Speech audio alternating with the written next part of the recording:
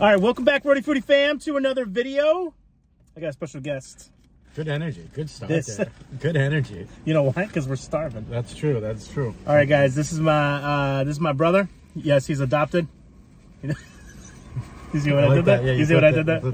All right, guys, as you guys know, we're going back to our roots, eating more and more local restaurants, supporting local. We'll still do the big boy stuff, but we'll save those for lives. We're running around doing meetings all day. Actually, Shansky, after this video, we're giving you a call, buddy. So we're going to talk car show stuff. All right, so we stopped by a place called Cocina Sabrosa, which means, Ed? I was waiting for you to tell everyone. I think essentially loose translation is delicious kitchen, essentially. Like good kitchen. I'll tell you, it smells good. It smells fantastic. So this is their version of a chopped cheese. I'm just going to dissect. You feel free to go right in, brother. Go ahead and eat. I'll do this. The bread feels phenomenal. Yeah. Right? I mean, this is like fresh bread. It's a really crunchy bread. And this is the 12-inch. We asked them to cut it in half because we're going to share it. But if anybody has ever been to New York, essentially... This is incredible. Yeah, give us 1 second. This might be... You're going to enjoy this, man. Holy cannoli. Oh, yeah. Right? It's almost like we should have asked them to cut it in fours. There's just so many flavors going on there. It's just... So if anybody doesn't know what chopped cheese, again, it's a New York thing. And it's basically like chopped up either hamburger or steak in with like what you would traditionally see in a hamburger. So lettuce, tomato, pickles.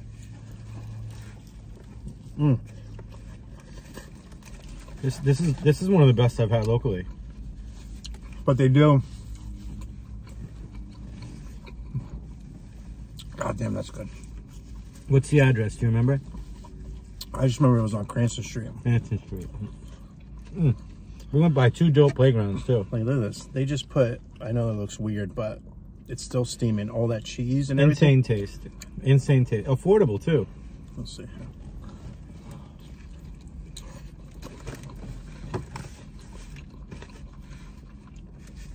Yeah.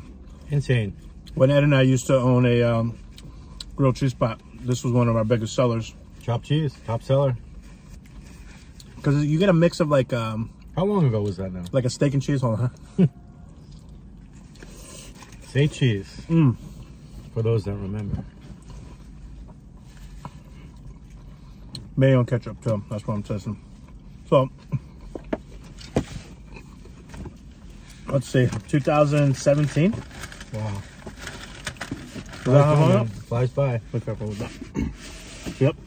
Ew. So we also got an empanada. I was gonna go with the traditional ham and cheese, but Edward here, I wanted chicken. He wanted the chicken. He said he wanted the whole cow. I mean, he wanted the whole farm. So you see these all in like bodegas all the time. That so Cocina Sabrosa.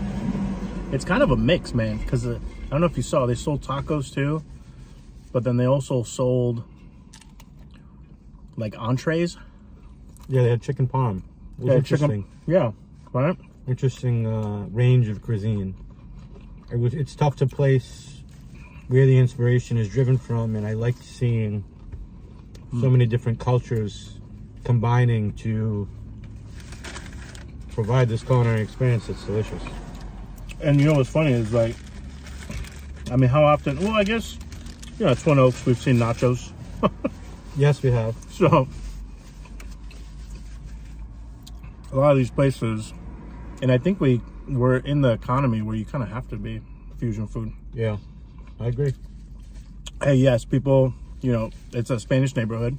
Yes, we have the Spanish food, but you want pasta? We got that too. Don't go anywhere else. We got you covered right now. I would go back in a heartbeat to this place. This is very, very good.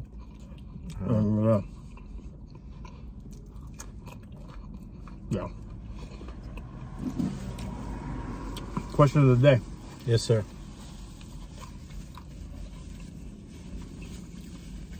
Well, I like to draw inspiration from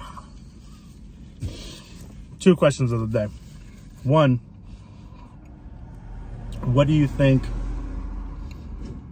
what's something that's easy that everyone should learn to do?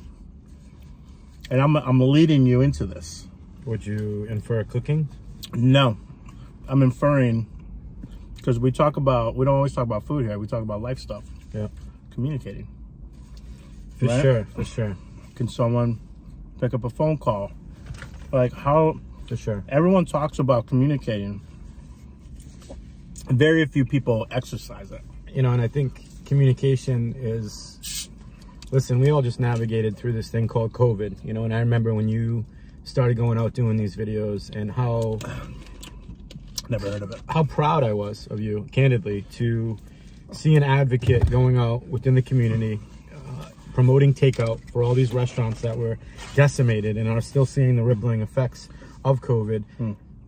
Yelp, in my opinion, and I apologize, I'm going to say it out loud, but like, it gave the power of voices. We understand everyone became a restaurant reviewer, but at the same time, you know, understanding the other side of the perspective as a restaurant owner, as an operator who's been there, we're giving our best effort. Often when someone doesn't like something, if they just communicate it, we'll do our best to rectify it. The same goes for life. You know, COVID, everyone seems to be going to the internet, and we're in a very divisive world. We're in a very angry world. Instead of just calling someone up and communicating, or listen to someone, or meeting them for a cup of coffee, very, very quick to go and just kind of complain about their perspective without hearing the other perspective. The only way this society comes back together to create positive change is listening to the other side of the perspective, is to communicating again, to being more effective communicating. But most importantly, what's the most important aspect of communication? Listening, not taking it personal, hearing the other side of the perspective, and then obviously making adaptive change. So I know I said a lot there. Yeah. There's a lot of people that listen in order to respond. As opposed to like listen and processing. Yeah. And unfortunately, I think that's the kind of culture we have right now, which is annoying. You know, they already have like a pre-written response to rating for regardless of what you're going to say. I agree with you. And I also, and I'm not saying that I'm not cognizant of why the world is mildly broken, why we're all upset. I'm not saying that we're not upset about certain things of society, right? And what we see around us. But again, the only way, in my opinion, to start moving forward, to start progressing forward, to start healing or continue to keep healing is to communicate more effectively. And in doing so, just listen. Just listen. Listen to the world around you, right?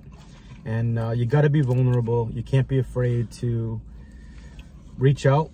Be the first person. You know, I know that I've had arguments even with my family. I've had arguments with you. I've had arguments with the closest people in my life. How do we rectify that? You have to be accountable. You have to say, you know what, I didn't hear for a second. I was just reacting to respond. I think it comes with age. I think it comes with maturity. I think it comes with the self-work that we all do for personal growth. But I would like to see this world, this society, Americans heal and get back to a table. And even at our leadership level, it doesn't matter if you're a Democrat, it doesn't matter if you're a Republican, it doesn't matter if you're an independent. This world was founded on an 8-party system, from my understanding. Let's have conversations about issues, and let's put party aside and make creative change. Didn't we find compromise? In Rhode Island, didn't we read an article recently? There's a no labels party. I did read that. That is trying to, either they're formed or they're going to be formed, and it's basically the umbrella for everyone else, essentially. What I loved about when you lived in Rumford, East Providence, right? And you were you know, taking those meetings on those committee boards, and you educated me on when someone goes to vote, and please correct me if I'm saying any of this wrong, but when someone goes to vote in that community, they're not seeing an R, they're not seeing a D, they're just seeing the name, right? Nonpartisan politics. And when we're talking local government, when we're talking streets and roads and local theaters, and we're talking about, you know, schools and police and fire, how does national politics play into what's best for the city of East Providence or the city of Cranston or the city of Providence? You know, driving around this town, I think there's ideas that communities can take from each community if they're not in competition for creative change. We had a restaurant we went to last night that said, we want traffic around us. We want other places around us open and thriving, because traffic drives traffic. The one thing about the culinary world here in Rhode Island is I believe that we're all very supportive of each other, especially after what we all just navigated through. We got decimated in COVID. You know, we couldn't find staff, rising cost of goods, rising cost of everything.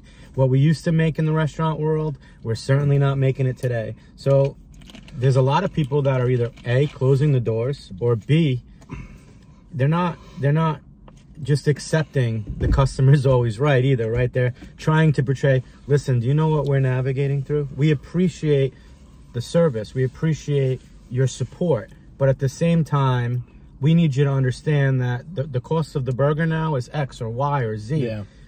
That was a very affordable meal. Yeah. We were greeted very kindly.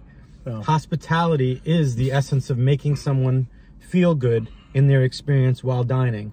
Yeah. Events are also not what they used to be, right? It seems like a lot of the efforts that you're continuing to do in your videos and the cultivating events that you're like doing, like Taste and all of these Wicked Good competitions, and all you're trying to do, which I'm obviously passionately supporting, is bring the society back together. Yeah. Allow people to have fun. Enjoy music, enjoy life, enjoy conversation. We need each other as a society. Yeah. We can only stay home so long and watch so many movies and do so many different things, right? Like, and I know I just went on a monologue, which has nothing to do with this restaurant. No, well, it's funny because that's how I am with these videos. And I always say, sorry guys, I just went on a rant there. But I just want to show you guys that I surround myself with like-minded people that also go off on rants. So, but it's, if you were to look at it all, like the transcript of this video, nothing's wrong. Yeah. Everything is right that we're saying. It's just, I don't know, man. We live in, you know, like you said, we're still feeling the effects of COVID, and hopefully I can still say that word without this video getting tagged, but it's just wild, man. Especially the things that we're navigating in the event world. It's just, you know, and what's crazy too is that Lindsay just got her tax assessment bill for her condo. And I know that there's a lot of people don't know the difference between a tax rate and an assessed value. There is a difference, but you need to, you know, when she opened that up, it was like sticker shock initially because the communication's not there. Yeah, the communication's not there. Yeah. Yep.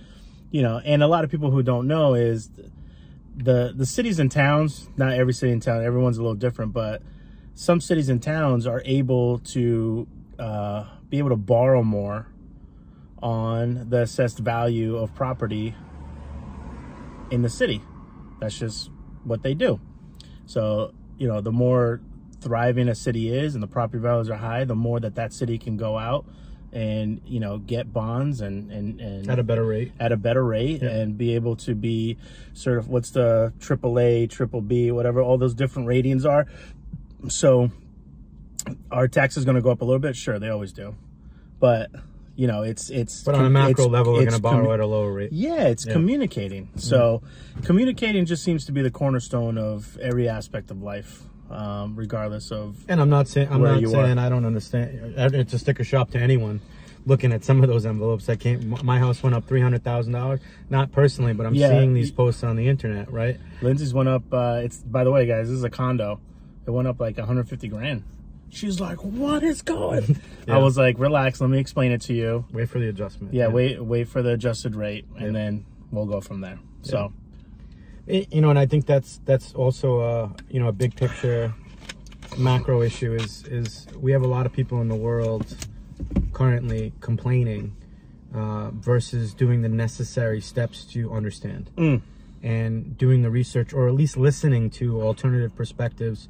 We can feel one way, and then when we get the information, we go, oh, okay, that makes sense. Yeah. And if we're open enough to change our perspective or initial perspective because we heard a different perspective, then again, we're doing the self-work, right? We're coming together, we're communicating more effectively, we're creating positive change. Often I feel like, at least in the work that I've done in not only the public sector, but also the private sector, is there are egos involved, right? We were all molded differently. We're all uniquely different. We come from different cultural backgrounds. We enjoy different kinds of food.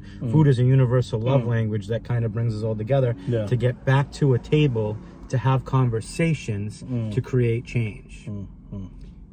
I want to continue to surround myself with like-minded people that are willing to listen, that are willing to adjust perspective, that are willing to find compromise. And I'm also at a point in my life, if those people aren't, if we continue to keep trying to do the work and they won't change, they won't listen, then are we wasting our energy? Are we wasting our time on that said? I think, as the young kids would say, the math ain't mathin'. So what does that mean for us old folks? It just doesn't add up. You know, sometimes things don't add up, and you're right. You look at life in different scenarios, and then you go, all right, well, this doesn't make sense. Well, it doesn't make sense for a reason. You know? And how many times do we say that to each other? If it doesn't make sense, it makes sense.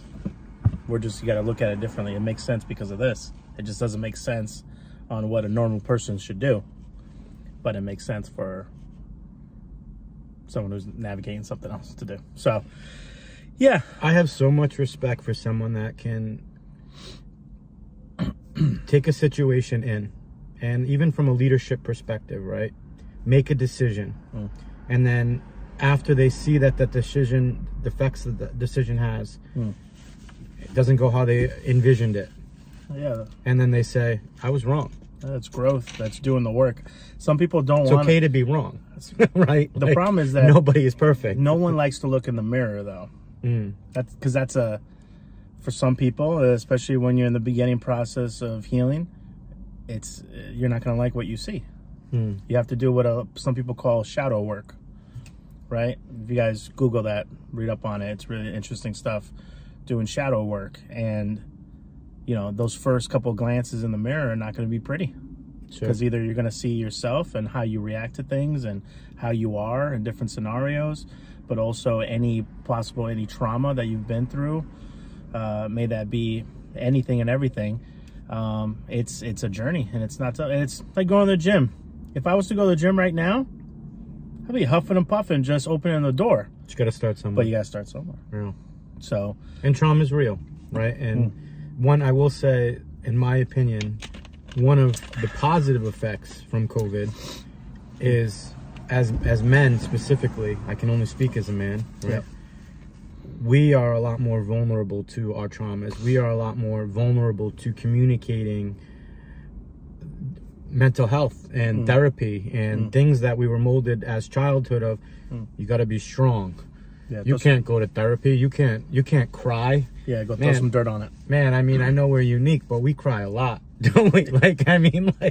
We are teddy bears. I mean, in the same regard, though, it's like... That's empathy. I think it's good. I think it's good to cry. I think it's good to feel. I think it's good to vulnerably express what we're all navigating through in the current climate of this world. I certainly don't understand, as someone at this age, what the rippling effects of the economy was from 9/11 or the mortgage crisis or the banking crisis in the 90s, but it seems to happen every 10 years.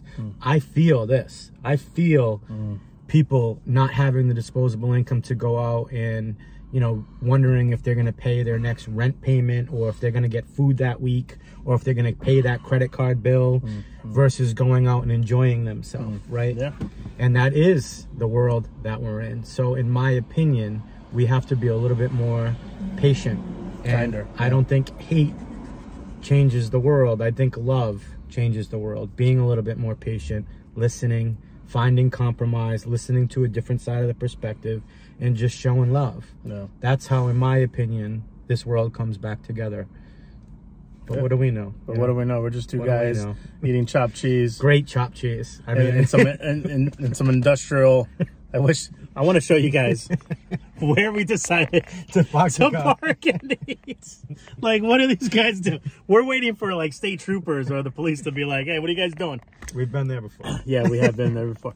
All right, guys. Well, you know, the therapy and I was hoping chopped cheese had a T in it. I was going to say therapy and tacos. That's a good name for a podcast. I agree. So make sure you guys support local. If you guys end up seeing a celebrity on this channel next month, he's the responsible party. We'll keep you guys up to date if that comes through. We're a team, by the way. There's no, I don't need the credit anymore. Well, I'm communicating. So, all right, guys. So make sure if you live in Rhode Island, Cocina Sabrosa or Sabroso, which means Sabrosa, which means good kitchen, like delicious, like good tasting kitchen. And they were. They really were. And then, obviously, as you guys know, we have a kind of a national audience here. Just go support local. Could be international. Go be. Yeah, that's true. I do get some visitors from Croatia and India on here. All right. Your boy's big in Scotland. There No, I'm just kidding. All right, guys. Until next time, be well, eat well, and make sure you guys take care of each other. Ciao.